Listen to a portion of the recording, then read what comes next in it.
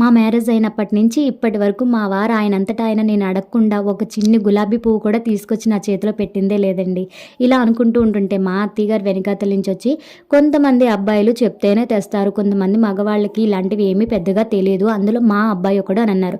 సర్లే ఈరోజు చెప్పి చూస్తాను అసలు ఏ విధంగా తెస్తారో, మీ అబ్బాయి చాకచక్యం కూడా మీరు చూద్దరు కానీ అని అన్నాను.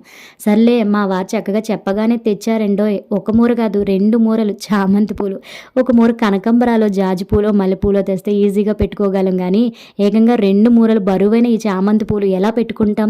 మా వారు తెచ్చిన ఈ పూల్లో సగం పొడవు లేదు నా జుట్టు, అలాగే ఈ పూల్లో పావు ముక్కంత బరువు కూడా లేదు నా పిలక.